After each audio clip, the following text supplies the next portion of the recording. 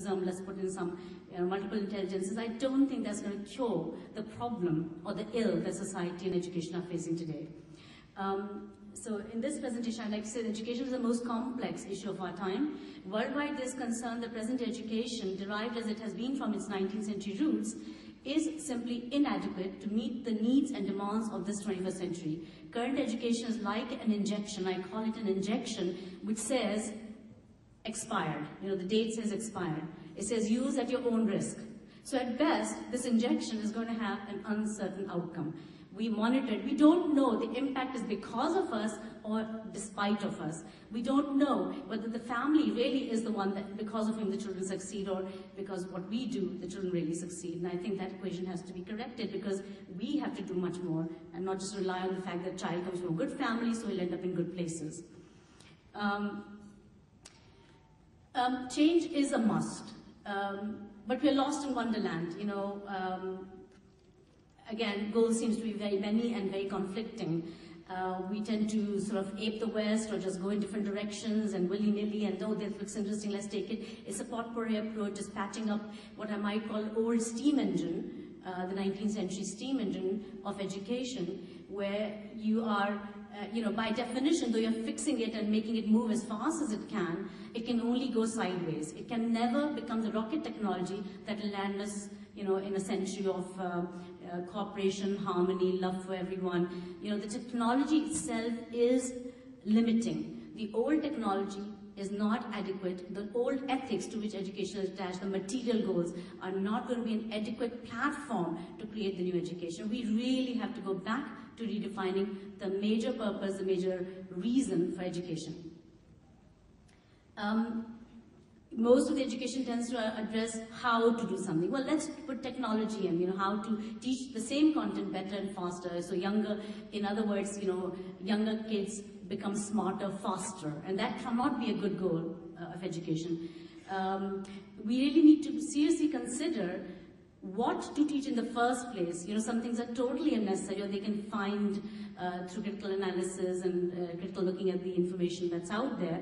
And in particular, we need to think of why we educate, not just the how, but also the what and the why, and most importantly, the why. There's a Chinese proverb which I really like. It says that if we do not change direction, we're likely to end up where we're headed. See, 20th century, Dr. Kofi Annan said, was the most brutal and most murderous in human history. So if you want to change that, it's not about just changing things, it's about changing direction, because the direction which we're moving is wrong. And so that's why I say it's about change in direction in education, not just change. For example, if you consider learning as a tunnel of learning, you know, a child comes in, say, at the age of 3 into this tunnel of learning called schooling, and comes out of the tunnel of learning at the age of 16, 17, that 13, 14 years he is spent in this tunnel of learning. What do we expect at the end of that 14-year process of learning? You know, in high school, the kids wear their cap backwards, and you ask them a question, and they'll say, well, you know, here's a good American, Tim, with us. Good to have you. I've known him 20 years ago in the US. I was hanging around the US at the time. And anyway, so you know, they sort of, you ask them a question and they'll say, what did you say? Can you repeat that? They don't even hear clearly. Then they say, I don't know. You know, they keep, you know, wasting time. They don't know what to say. The thinking process is totally short. You know, even though they finished high school, they've done up to class, you know, 12 equivalent in the US, a lot of the kids come out without articulation skills. They don't have the confidence to stand for themselves. They don't have the ability to, you know right from wrong. And so there's a book called Why Johnny Can't Tell Right from Wrong, right? So we know that these are, you know, things that are wrong. Even after 14 years, we can't get the outcome we want. So we must first look at what is the end to which our educational effort must be geared. Then, once we've defined those goals, and I think we've done this before, we have this Ed Leadership Conference coming up, and Sushmita is going to say, with Mrs. Nautya's permission, something about this flyer, this brochure you got in the envelopes here. But at the end of the tunnel, you've done this exercise, and people come with beautiful ideas for what education must look like. And so, we say that children must be confident. I mean, obviously they should be confident, but are all our children confident as they walk out of the school? They're not. So what are we doing wrong in the tunnel that we could fix to get children to be confident?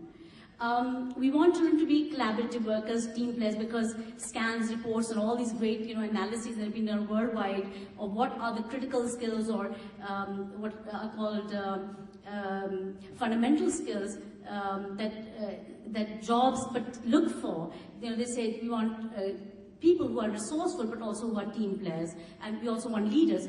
Are we creating team players? Are we creating at the end of the tunnel everyone to be both a team player and a leader? I don't think so.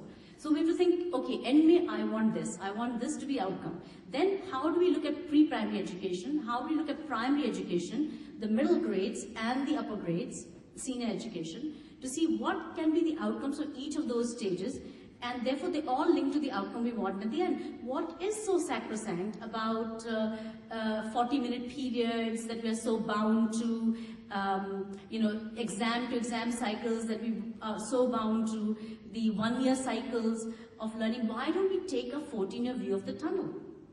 There is time. We don't have to rush children to the mad cycle of, teach to the syllabus, and you're rushing through the syllabus, then you're rushing through revision, then you give them a week off, then they're preparing like mad in the middle of the night, memorizing stuff so they can coagulate it and put it down on paper the next day. I mean, it's a maddening cycle. Then you spend hours and hours writing reports, and you give this to the parents, and you essentially end up classifying, whether you call it continuous evaluation or formative evaluation or summative. I mean, those are all terminologies at the end of the day if you don't use them correctly. So you give them these reports, and then you say, I'm over with that, thank God, now a new cycle of, syllabus begins. And that same mad cycle is repeated year after year for 14 years in a row. No wonder kids are bored, no wonder they don't like education. They feel it's so boring, uninteresting, it doesn't link to their psychology. Really, we have to go back to the drawing board and think afresh, what could it be? So what are the goals of pre-primary and primary? Maybe something we should do. If there was time for interaction, I'd have had you do some of this thinking process. And I'm sure you have lots to contribute, as we've seen again and again. But then how do we just do it? And I think that one of the things that we must recognize, that we're very fortunate in India, that you don't have boards or the equivalent of a national examination, which many countries have, including the UK, where I studied, and you name it, Singapore, PSLE 6, PSLE 2. These are all examinations that really, teachers tend to gear their efforts. So in India, we don't have anything except till, class 10 for ICSE board, and then even for CBSE, that's now not mandatory. So you're very free to do what you wish. Why are we bound by the old ethics? I have a feeling that it's not us who are running education, it's the publishers. They're running our education agenda. We are just bound by whatever they bring. Somehow the bag got bigger and we didn't even know it. Suddenly there's a new subject, there's a new book, and umpteen of these books. Great that they're able to respond so fast. Hats off to them. They're doing a great service. But why should the publishers be running education and not the educators? So you've got to think, okay, what do we want in the bag? Do we really have to fill up a primary child's bag with so many subjects? What are the fundamental skills they need to know by the end of the primary grades? For example, are the 3 R's the most fundamental, most important things they need to know? Reading, writing, arithmetic. They are not fixed at that level. They're going to suffer the rest of their academic career and the rest of their life. They can't articulate their thoughts well in English. We are teaching them social studies. They can't even understand what they're reading in social studies. So what's the point? It's just doing it for the motions of it, because somebody says that's a requirement. It's not a requirement. You're free to do what you wish. I think I understand that there are teachers here from Riot International in Ropar. Yeah? Just if you could come up for a minute. It's interesting what they have done. We had a discussion 3 years ago, and they went and immediately, Bindu Sharma, the principal, went and implemented, a different agenda for primary. She said, no, I don't need all these subjects. They can be, done in a different way, so we can have it easier for the child and really focus where rubber hits the road. They need to know their English, they need to know their maths, they need to be fluent with their mathematics, and so on. So, if she said, she can just say a snippet of what she has done in her school and her school community to make those changes. And nobody's going to say you can't do it. Neither the CBSE board, nor the ICSE board, nor a state board can say, no, this is wrong. Then you say, okay, the parents won't like it. They want the overburdened, bag. I want burden for the children. It's not that I want it easy for the children. I think children like challenge, but not the kind of challenge we give our children. It is the wrong kind of challenge. It's distressing children. It's all rote learning. It has no meaning. You forget it after the exams, and it's just blunder after blunder, and we're not thinking